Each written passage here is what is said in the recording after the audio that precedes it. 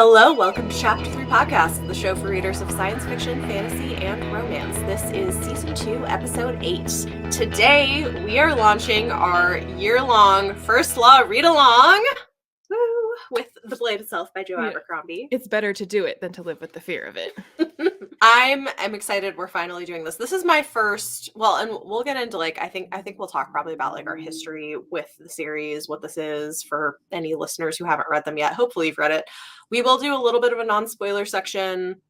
We'll tell you how we're gonna split it up. But yeah, we read The Blade Itself. This was my first reread. Leanna, what was this for you? This is number 5. Your 5th time reading it, yeah.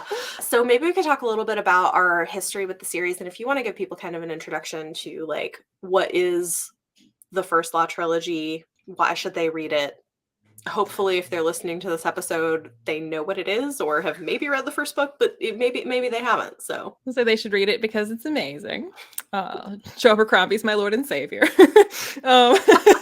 It's a grimdark series. I mean, Joe Abercrombie, if not the first person to write grimdark, he's kind of something of an OG in the grimdark space and has fashioned himself Lord Grimdark on Twitter, but tongue-in-cheek. In essence, the First Law trilogy was him taking a traditional fantasy arc, fantasy tropes, fantasy archetypes, and just kind of subverting, twisting, and kind of crapping all over them. So that's kind of the project of the trilogy.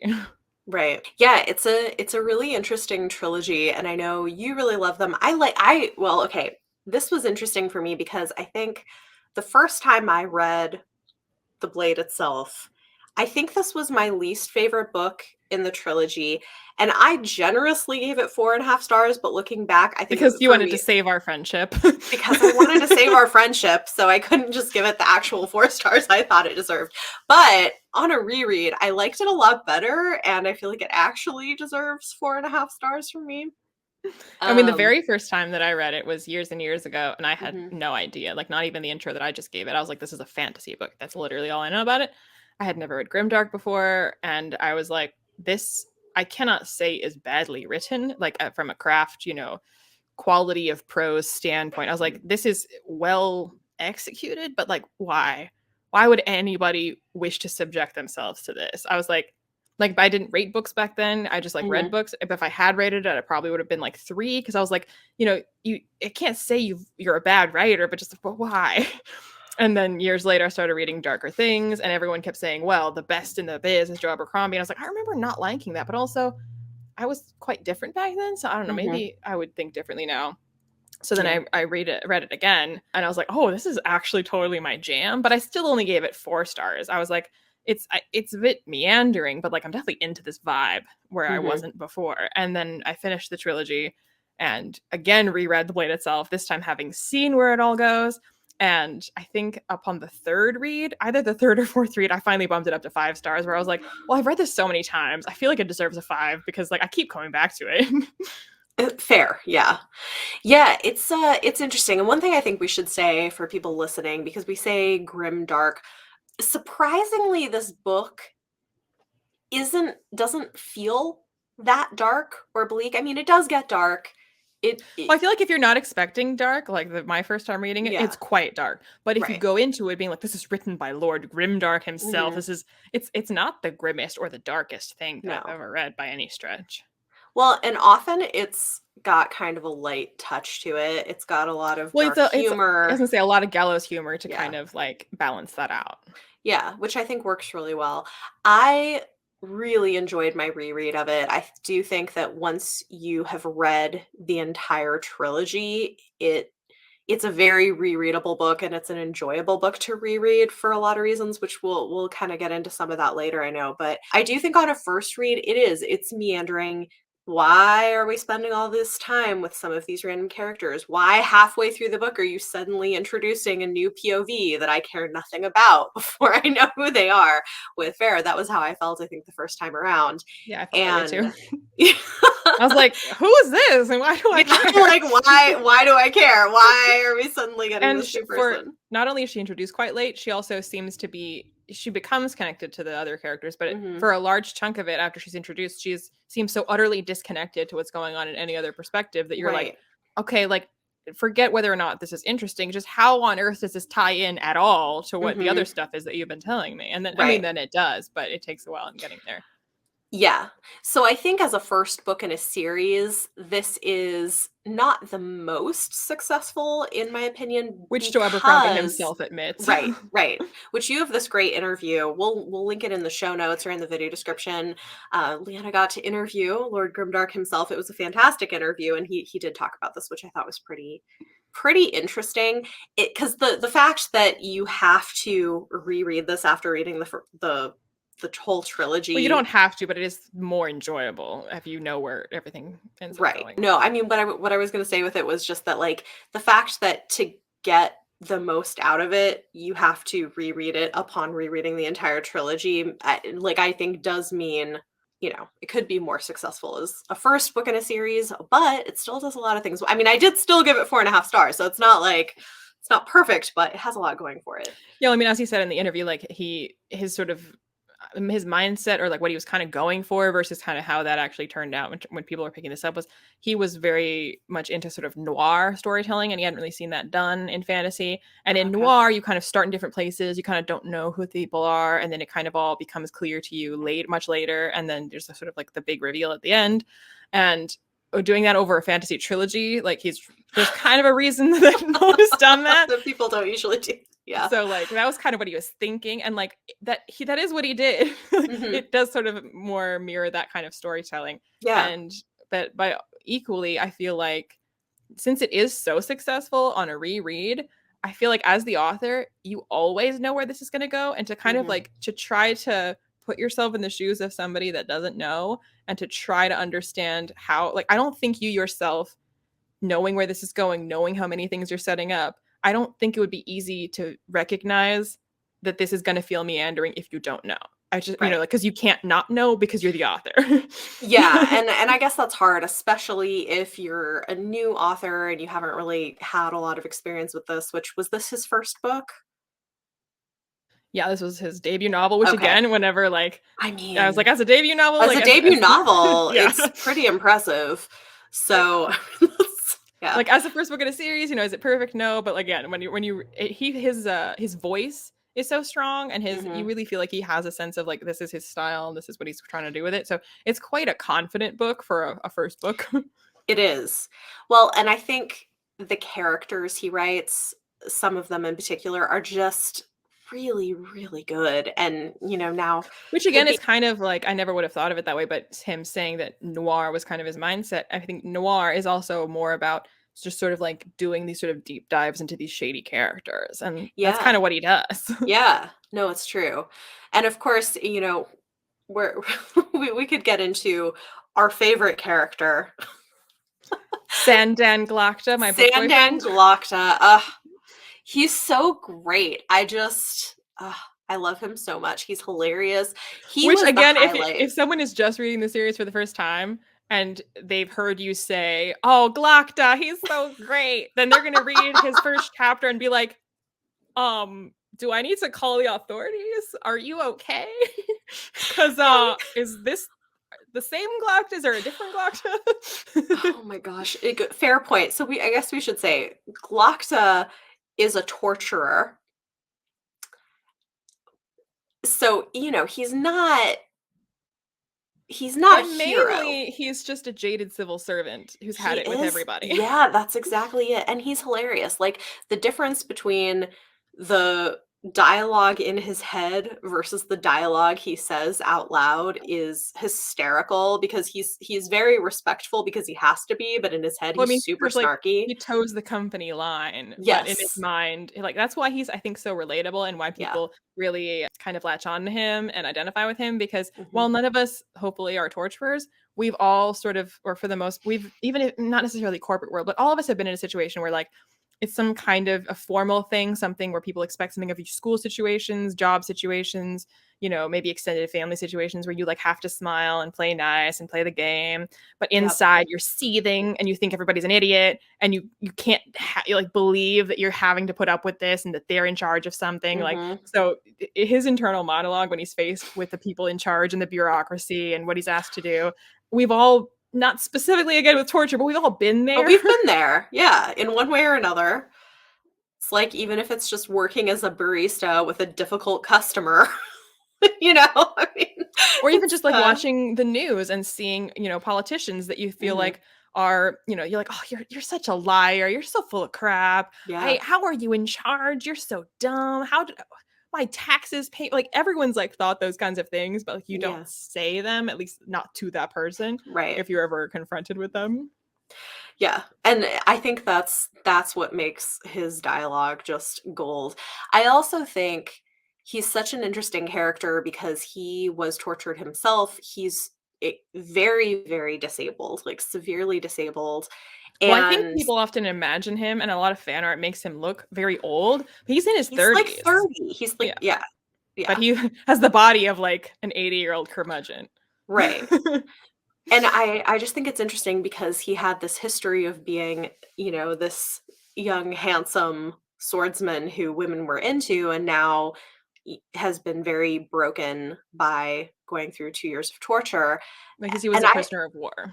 Right, he was a prisoner of war. I just think it makes him such an interesting character, and I have heard some people say, because I've talked to a couple people who are themselves disabled who love him as a character because he's not like, you don't necessarily feel sorry for him that much, and he's not like inspiration porn as a Definitely dis not. no. But he's got nuance and he's a fully fleshed out character, which I think is great to have. And I don't know Well, if I've kind of Abercrombie had was. a good time with. I mean, in general, I've had a good time rereading the Song of Ice and Fire books. But also, when the first time I read the Song of Ice and Fire books, I might have read The Blade itself before that, but I didn't really love it and didn't stick with me. But now, because I obviously like live and breathe First Law, so it's like always on my mind. And rereading Song of Ice and Fire and knowing what a huge fan Joe Abercrombie is of Song of Ice and Fire, like literally, that's what inspired him to go, oh, fantasy doesn't have to be heroes doing heroic things. Fantasy can be dark. Fantasy can be realistic. It can be grim. And he Mhm. was like, oh, okay. And then took that and ran with it. So like we kind of have George R. R. Martin to thank for First Law indirectly. But that being said, I've had kind of a fun time looking at the Song of Ice and Fire characters and sort of Mhm. being like, I feel like Joe Abercrombie lifted a little, or at least his love of maybe this particular aspect of it kind of shines through. Because I mean, your inspirations show like a lot of sci-fi. You'll be like, oh, Sure. this Yeah. sounds like Book of the New Sun. This sounds like Dune. So Yes. I feel like there's a lot of Tyrion in Galacta. Mm. Oh, that's interesting. Yeah, I could see that. Yeah, I just think he's such a standout character. And I know the first time I read this, he was by far the highlight of the book for me. I adore Galacta so much and continue to throughout the trilogy. I think though, in terms of my second favorite perspective, I have an unpopular opinion. Well, do you share with the class? So I actually really enjoy Giselle's perspective. I think by the end I really like Giselle, but not in the first I book. liked him from like book one, and I actually was kind of bored with Logan's perspective. I enjoyed it a lot more on a reread. I think by the end of the trilogy, I cared more about Logan and I liked him more. And I think now going back and reading his stuff, I'm like, okay, I can see why this matters and this is interesting. But for me, I was always much more. I found Giselle funny, like, because I was like, this dude is ridiculous, He was and I always ridiculous. got a kick out of him. And I loved Artie and desperately wanted a perspective. Desperately wanted her to be a POV character. Yeah. I mean, it also would have helped with the sort of numbers. They're all in the dudes except Pharaoh. Right, right. Which I But appreciate that Joe Abercrombie has tried to, apparently course correct in some of well, I his mean, as later he said, like books. it's just sort of sort of thoughtless assumptions born of just being in a misogynistic and patriarchal world where he's writing a fantasy book. A lot of the fantasy archetypes that he is commenting on are dudes. Like if you're taking Lord of the Rings and trying to subvert that, they're all dudes. So like in that sense, he kind of it's inescapable. And then there's also just sort of you as the writer being like, okay, well, so then who is this character interacting with? That's probably also a dude. And then who are they connected with? Also a dude. And you just kind of like accidentally end Mm, up with this extremely male centric world by kind of default. And he's kind of commenting on the default. So it's again kind of almost inescapable. But I know like he some to some degree he like that was always going to have to be at least some some part of the way the case, but he himself has, you know, regretted not having slightly more female representation in his older books. Yeah, I do think I would love it if he ever published something from Artie's perspective, because I just think she's such a fascinating character, and I really love her. I specifically asked him, I was like, why did we not get a perspective from RD? And that's basically, I mean, one was, you know, everyone's kind of a dude in this dude-centric world, and then he I was the one that kind of threw shade on Song of Ice and Fire, and he was like, I will not comment on that. But because he was like, I think you have to have some discipline as an author. You pick your perspectives and you stick with them, and that you don't want to just like expand, because then where are you? Like, who are the characters you're meant to care about? Who is this story about? So he kind of picked his POVs, and like that was it. Like he just like stuck with those. And should RD have been one of them? He was like, maybe, but like at the time he just was like, it didn't occur to him that she wasn't doing anything for his plot. Like she didn't serve a purpose in that sense of the story he was telling that she would need to be. And it just like didn't occur to him. Like he didn't choose not to. It didn't occur to him that she should be or could be. Yeah, no, it's interesting. I don't know, you know, I don't know if he plans to ever do this, but if he were ever to go back and write like novellas or something in this world, I mean, maybe he probably wouldn't, but there's lots of fanfic of I know. I would love to see that, like filling in some of the gaps. But I just love her. I think she's so interesting. I kind of like gave him more credit than, and I was like, I told him, I was like, I guess I was giving you too much credit, and he was like, yes, you were, because there's this is getting into the second book, but it's not very spoilery, just that like she's not in it very much, because like the people that are perspective characters aren't near and around her very much, and so because of that, then you just don't see her. Right. But like I was wondering if we didn't get her perspective, because the place that she is in, then you don't have eyes on, because like that's why, you know. And so I was like, did you intentionally want us to like not have eyes on this part of your world while everyone was away? And he was like, nope, it just didn't occur to me to make her a character. So it's kind of a bummer, because I did miss that, I think, in book 2. I was like, Artie, because she was my second favorite character, and then you get none of her. And that being said, considering that she's not a POV character, I sometimes kind of forget that she's not actually a POV character, because she's in it quite a bit, because she interacts with a lot of our POV characters. She does, and she's an interesting, complex person, which I also appreciate. I think that's something I look for also when I'm reading fantasy written by male authors, because there are some authors who have a tendency to write female characters who feel like stereotypes, or feel like they're primarily just propping up the plot of the male protagonist. And I appreciate it when we see somebody who doesn't do that, where they feel like they have their own intentions. Yeah, well, this is where I feel like, I mean, that's just how he approaches all characters. Like, none of them ever feel like caricatures. He just approaches every single character as a human being who has had life experiences that would inform how they behave, and he just kind of tries to understand who they each are as a human, and then write that, be they a male or a female, young or old, brave or, you know, villainous. Like, he just tries to get in the head of who this person is, and then write that. Yeah, and I think he does a good job with it. It's I feel like that's why people always praise him for his character work. His character work is fantastic. You know, the plotting in the Blade itself, first time through, it's slow, it's meandering, you don't know where it's going. I can see why it can be frustrating for people, and I think what really carried it for me the first time was the characters.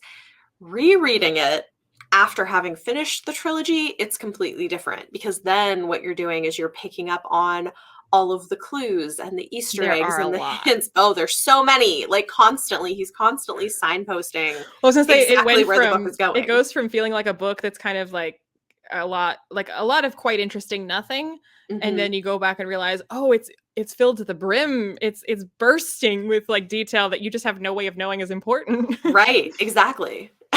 There's so much that you miss because you just have no. Which again is why, like, I feel like if you're the author, you know how much like foreshadowing you're cramming in there, and it'd be hard to look at it with like a tabula rasa perspective of like, okay, how would this read to me if I didn't know everything that I do know? It would be impossible.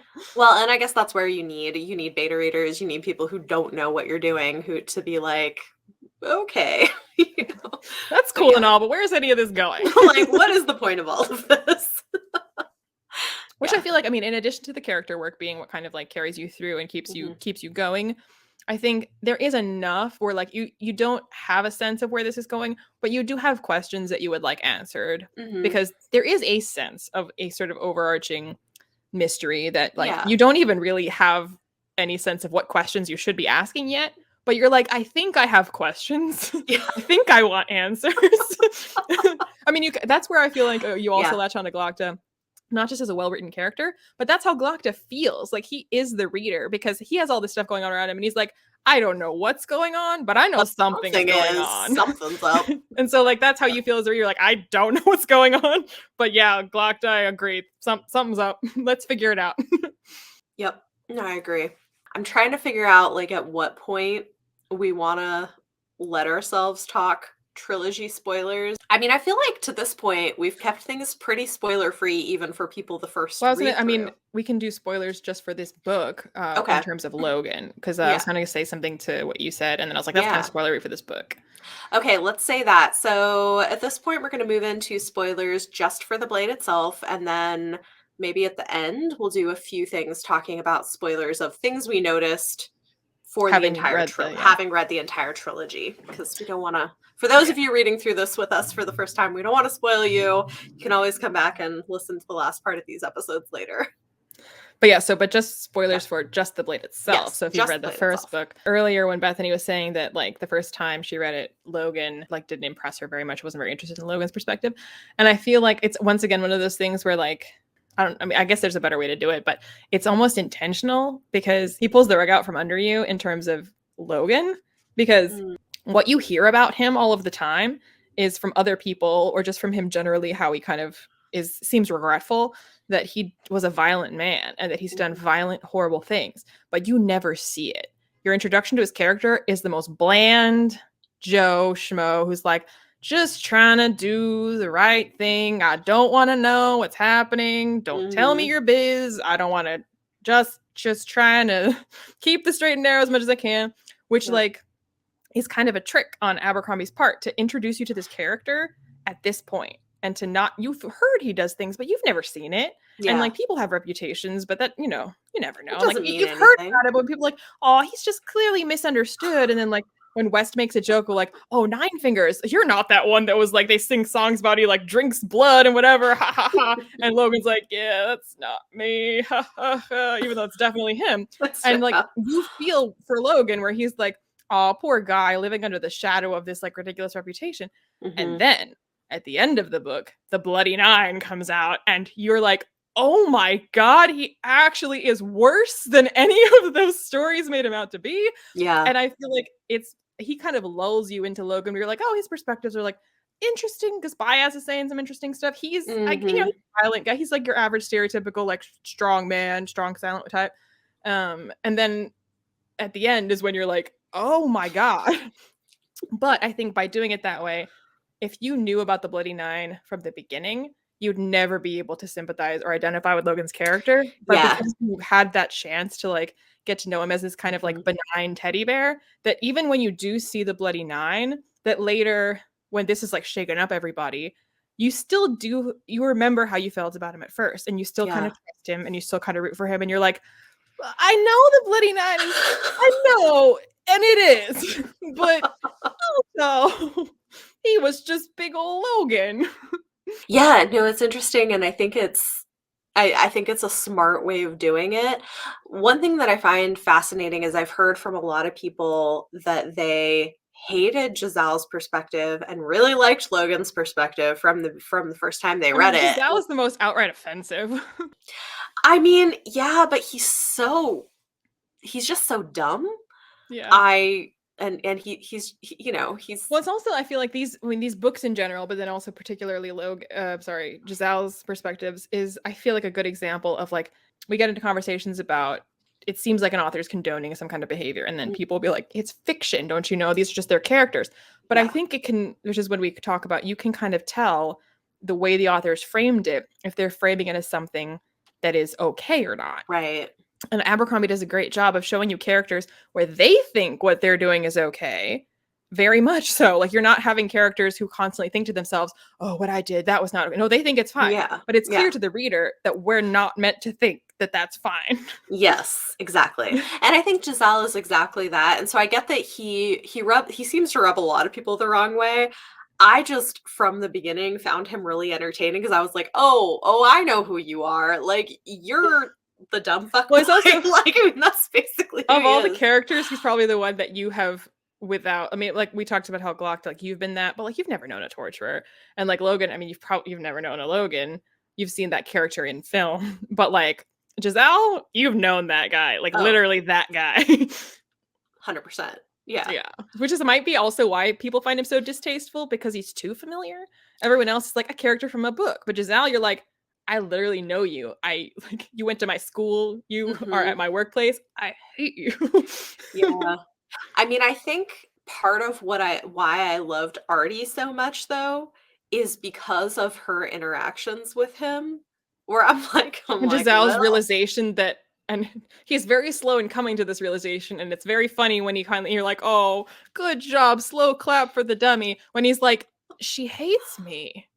And you're like, yeah, she's made yeah. that very clear. And he's like, Yeah. and that's what I'm into. You're like, oh boy. I mean, yeah, exactly, which is what I think makes Artie really interesting. Artie also, she has this quality. She's a different character in some ways, but there are certain things about her that remind me a bit of Denna, who From I Denna the Wind. also love. I assume you don't mean the Denna of Wizard's First Rule. No. No. Am I saying the right thing? They're both called Denna. They are both Denna, right? I'm like, am I crazy right now? I'm just saying, no. you want to be clear about which Denna. I want to be clear. Yes. Thank you. Denna from The Name of the Wind. It's like when you said that, I was like, it is Denna, isn't it? Yes, they're both Denna. Thank you. Yes, no, I mean Denna from The Name of the Wind. There are certain things I feel like they have in common as characters. I was like, she's the more vulgar, brash, outspoken, older, more jaded version of Denna. Yeah, basically. Well, speaking of, I was going to say, we were talking about whether or not this is grimdark, and I mean, it obviously, I don't think there's any debate about whether it qualifies to be categorized as grimdark. It does, 100%. Yeah. But in terms of how grim it is or how dark it is, I feel like more than anything, it's just very jaded and cynical. And so, like, I mean, it doesn't. Yes, there's violence in it, and there's dark things. There's blood. You know, the clock is a torturer, but it never really like lingers on those things. It kind of shows you enough to like, this is what happens. It doesn't gloss over it by any means. Like, it shows you those things, but like the feeling you come away from is really just quite cynical. And so it's not like tons of just like wading through torture porn. It's not just like wallowing in all the blood and gore. Like, it's not interested in doing that. Like, there's blood, there is gore, because there would need to be for this story to go the way that it does. But it doesn't like really indulge in that. Right. Yeah. I mean, I think you said it exactly right. And I think that's interesting. It comes across as more just kind of straightforward, realistic in a fantasy world. I was going to say, like, not to quote Logan Ninefingers the whole night, but you have to be realistic is kind of the vibe the entire time. I mean, it kind of is. It's like, yep, this is what that world would be like. And nothing is romanticized. And even the romance. Oh my gosh, even it's the not romance. Romanticized. It's not. And it only gets worse as we actually get sex scenes in later books. So like the most unappealing sex scenes. Yep. But also, it would be so out of place for you to suddenly get like the mountains shook with our star exploding orgasm type of scene. Well, no, of course. But it's not even like, it doesn't even choose neutral adjectives. It chooses like gross adjectives. It you know what I mean? it the way that it describes any human bodies colliding in the books. Yeah, I mean, but it's like every time I read an Abercrombie sex scene in this trilogy, I'm like, oh my god, squelching. Squelching is the word. Well, I mean, it's accurate, but like, it's the undertones. I love it. Yeah.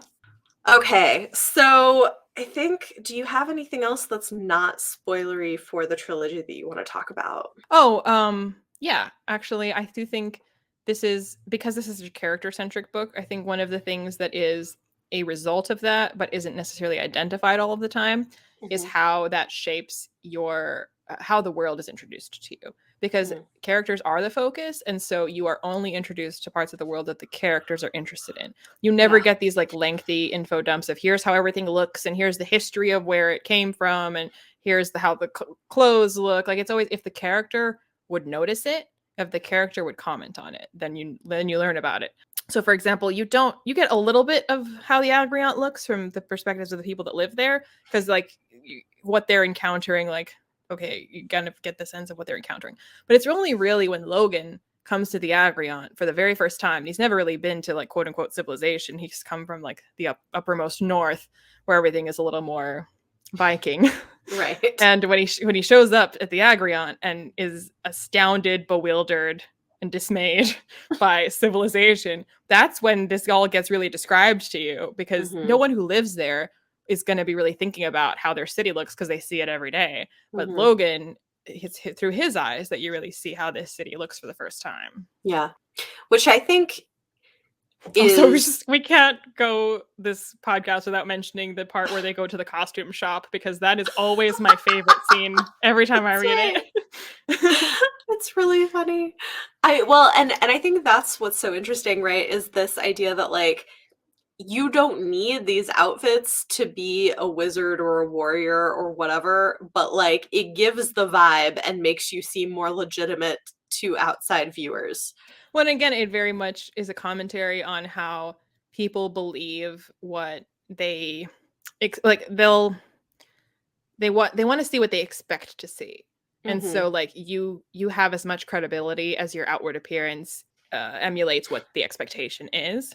Yeah. So like if people are expecting to see a wizard in a cloak and a beard and whatever, you're only going to be taken seriously as a wizard if you show up in a cloak and a beard and a staff and whatever. So it's very much commenting on perception versus reality, which is interesting. And just, even before they go to the costume shop, the very first time Logan meets Bias, he makes the same mistake. He goes and he's like looking for this, First of the Magi, and he sees this guy who's like old and wise with a beard, and he's like, well, he certainly looks the part. And he's, no, I'm just a librarian over here. And then up strides Bias, who's just this butcher. Yeah. And Logan is like, what? You don't look like a wizard. What? Yeah. And that very similarly, Glockdalator is like, no, you don't look like, I guess you look kind of like the bald statue we have out there a bit. And then Bias does something with more authority, and Glock is like, okay, you look a little more like the statue now. I kind of see it. Right.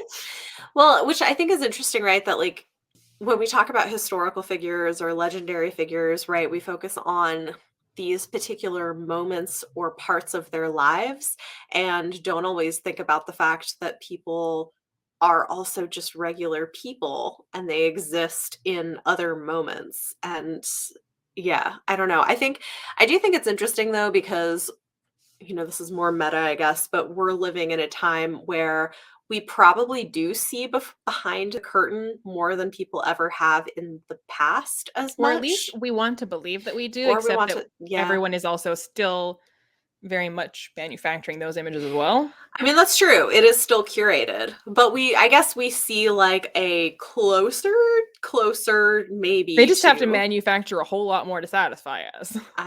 Yeah. With like TikTok and everything. I don't know. Plus, this is similar to the shift that occurred around the time of Kennedy, where he knew how to curate his actual physical image for the television. And so now is the next natural progression of that, where not just for TV, but for like literally all the time. Right. Yeah. It's definitely interesting. Yeah.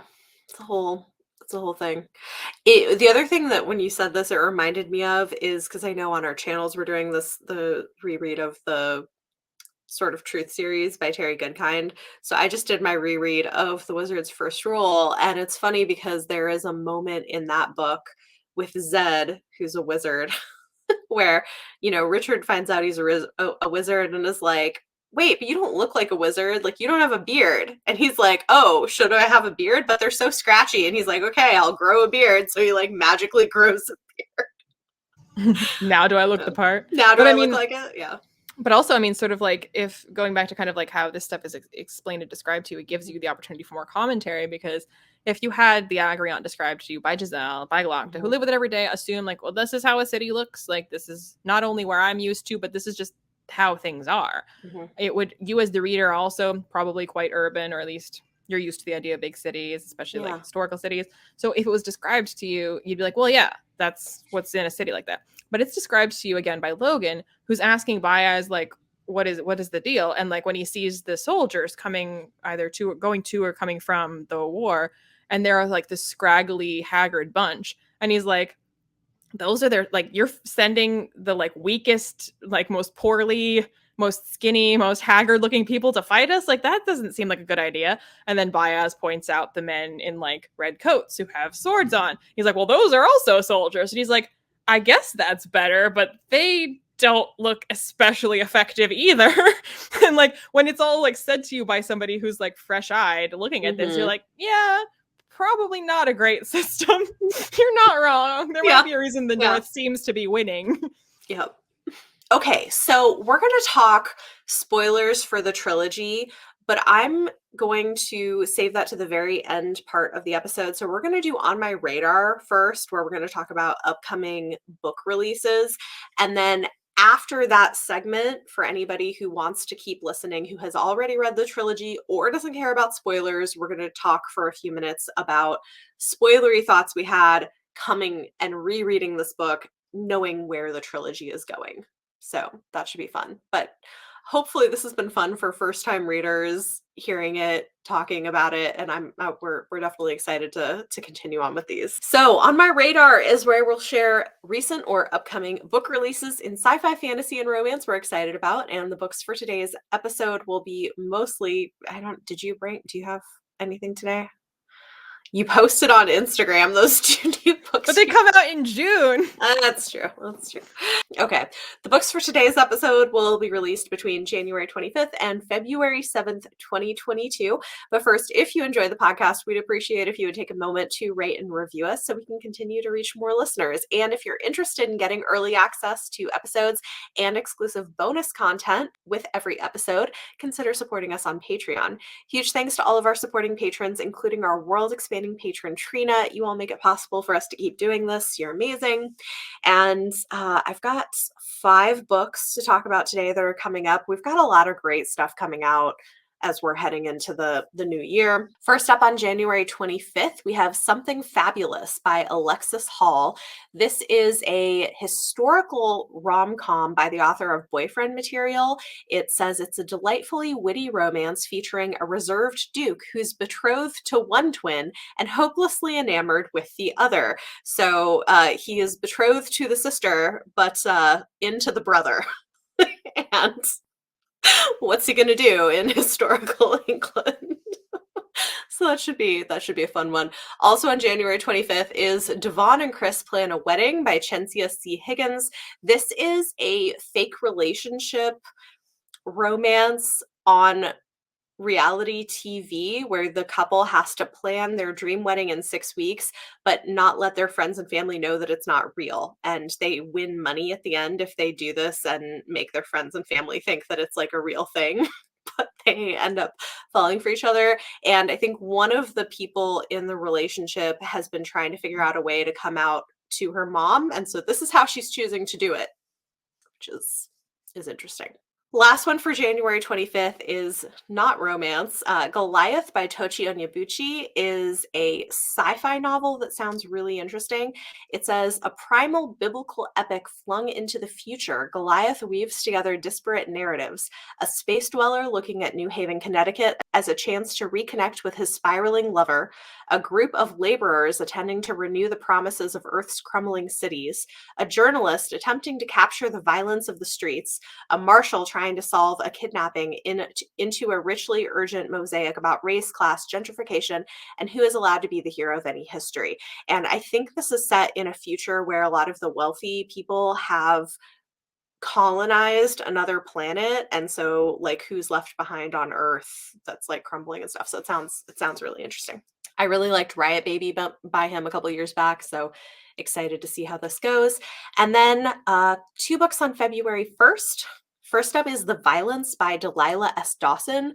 This is speculative horror that sounds interesting. It says, a mysterious plague that causes random bouts of violence is sweeping the nation.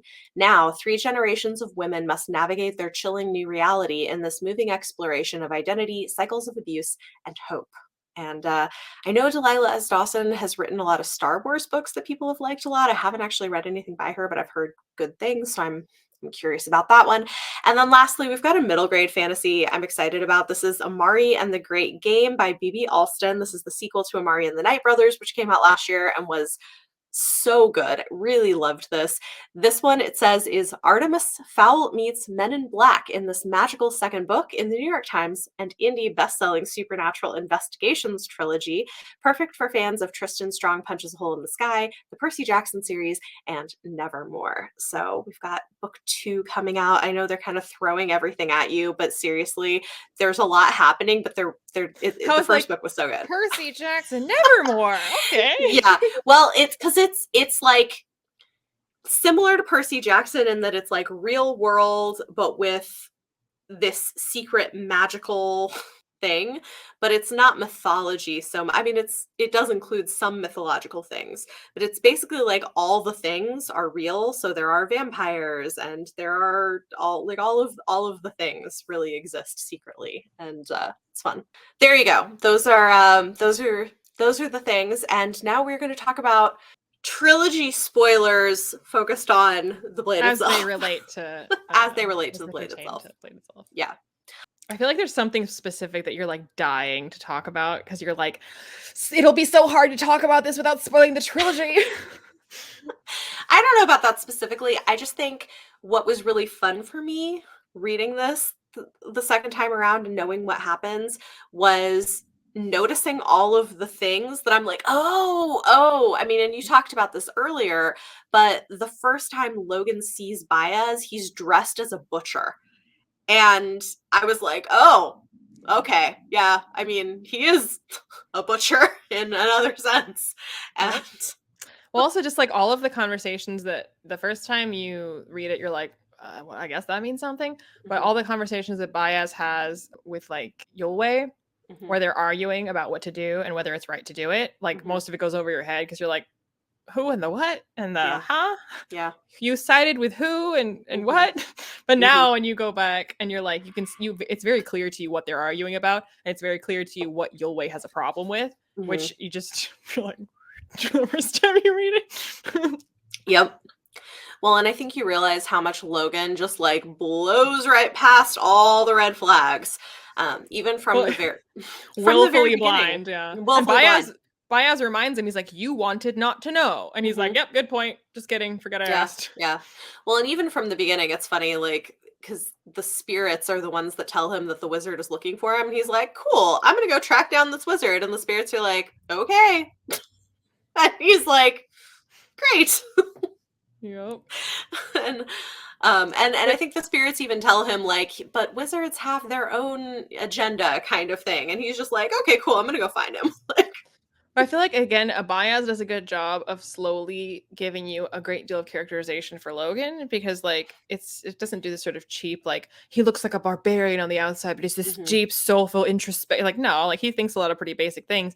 But Baez is the one that keeps being surprised by Logan, and he keeps commenting on how he's surprised by Logan, where he's like, you didn't react the way that I expected that you would have. And like none of us, I don't think, I mean, reading the interaction that they have when Bethod comes a knocking, or Bethod's son comes a knocking, and Logan doesn't really do anything about it. Like, you're in Logan's head, so you kind of know what he's thinking about it, and you're like, well, that was a testy little situation.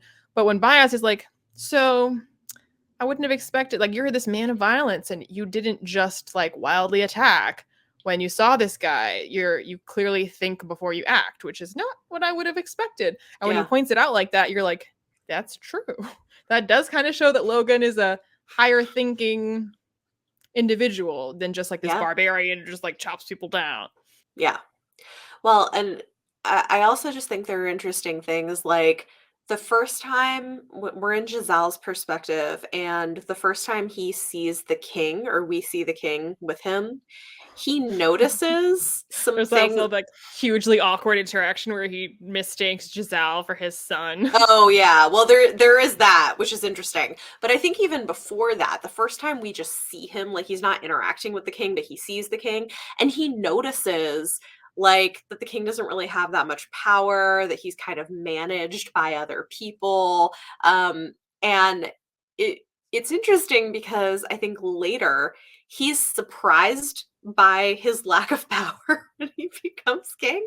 And I'm like, like you saw what being king was like and you noticed Well, I mean, it and then throughout the series, Giselle's unearned indignation all of the time about how he mhm, feels he's deserved to be treated, even before royalty becomes a part of it. He just always believes that he is not being treated the way that he deserves, yeah, which is hysterical. yeah, So you're like, exactly why do you deserve this? And I yeah. believe it's pointed out to him on their little road trip by like, Logan or Pharaoh, whoever, that like, what makes you a more valuable member of this team? As far as I can tell, you've contributed nothing. So I mean, yeah.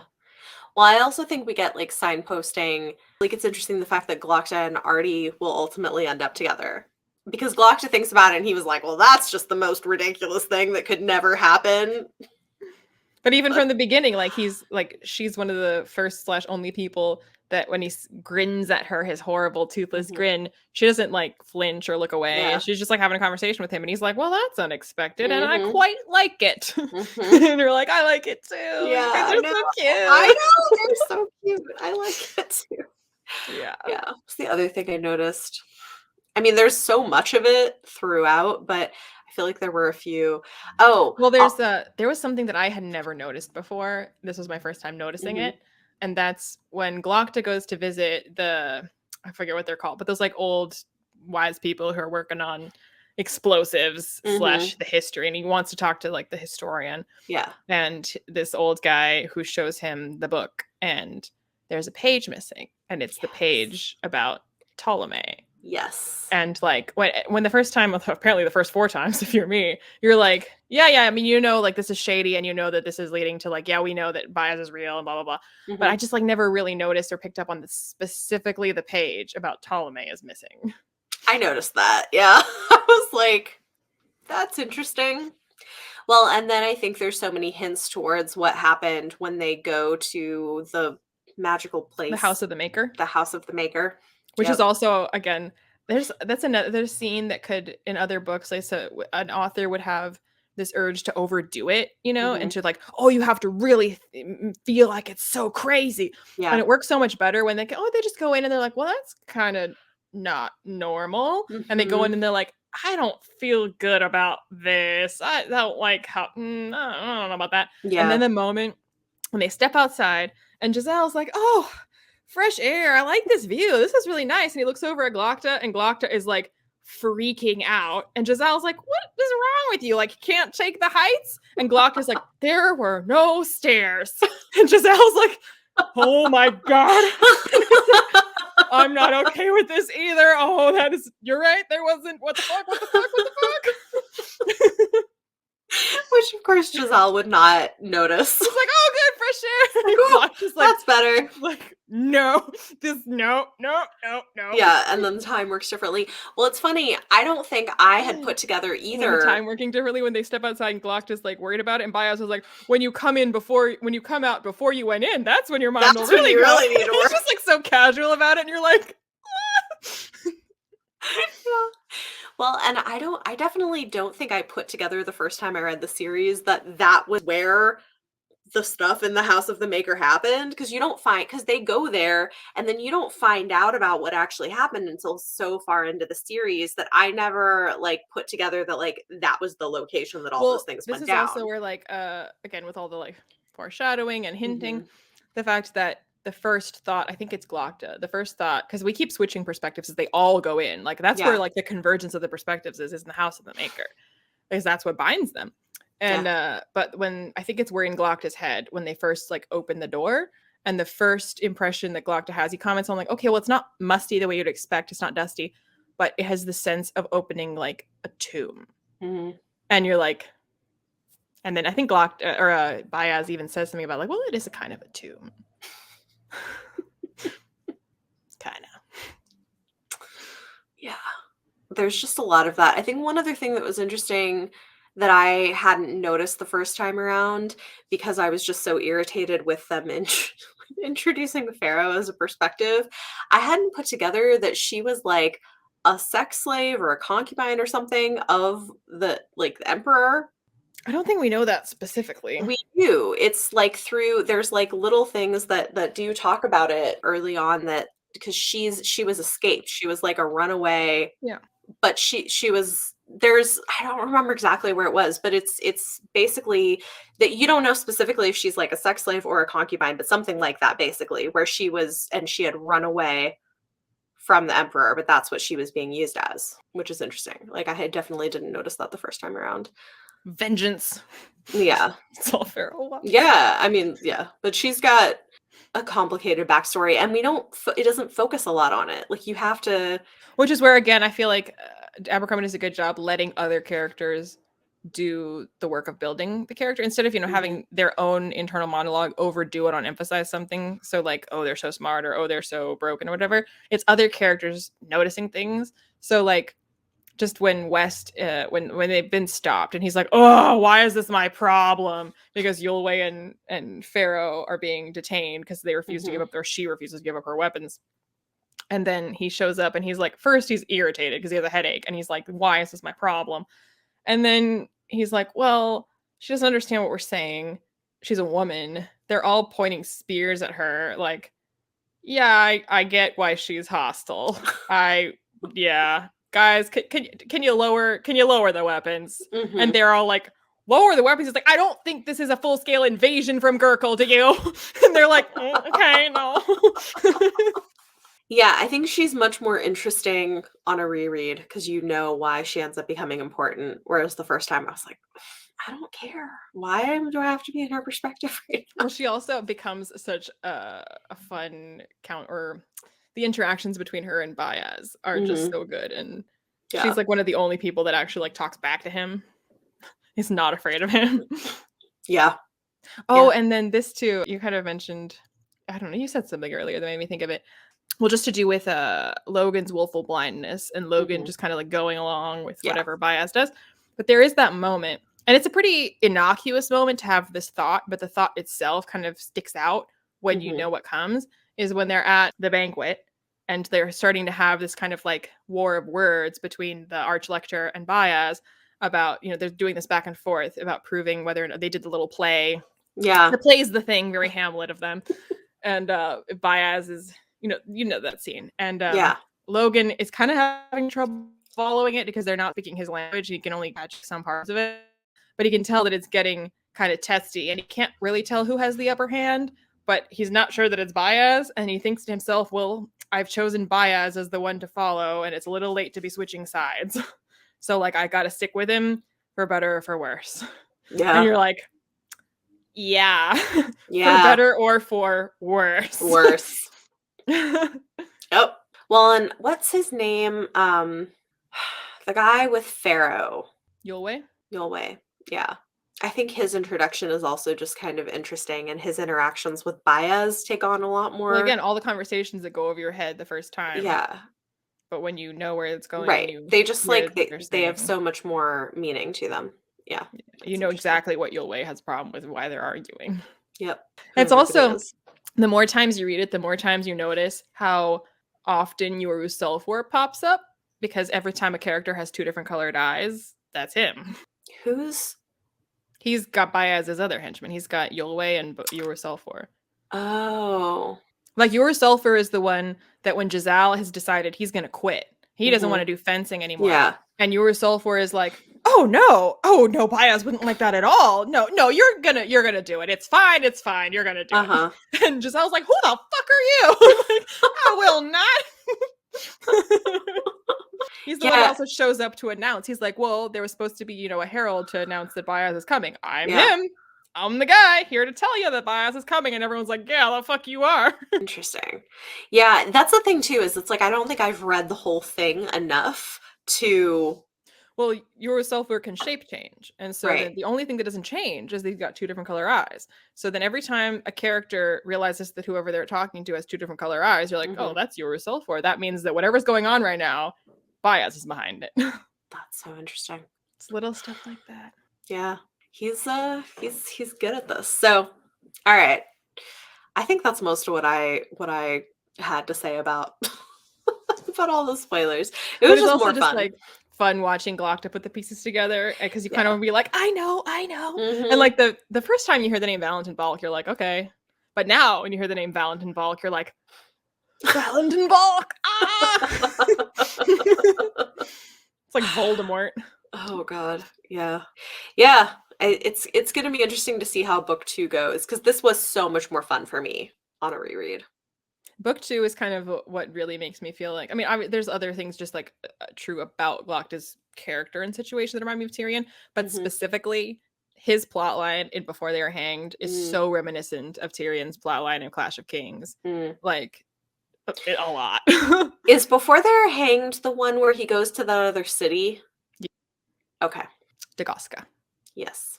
So like him going to Dagosca and having to throw together some kind of a defense of the city because everybody is like against each other and hasn't prepared anything is very reminiscent of Tyrion going in his father's stead to be Hand of the King and having to throw together a defense of King's Landing before Stannis comes to attack.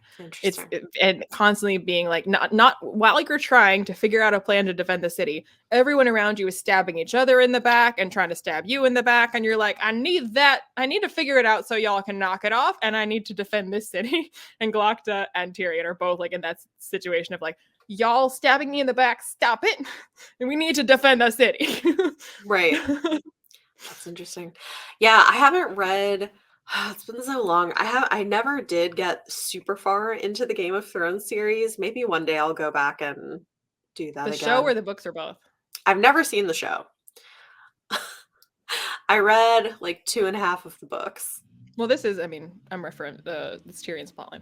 Yeah, but it's been a long time since I read any of them, so yeah, it sounds vaguely familiar. All right, well, guys, we will be back next month to talk more about Before They're Hanged, and hope you'll join us. It's definitely been a fun time. Thanks. Finally sipped the Kool-Aid. They're good. I mean, they're very well executed. So there you go.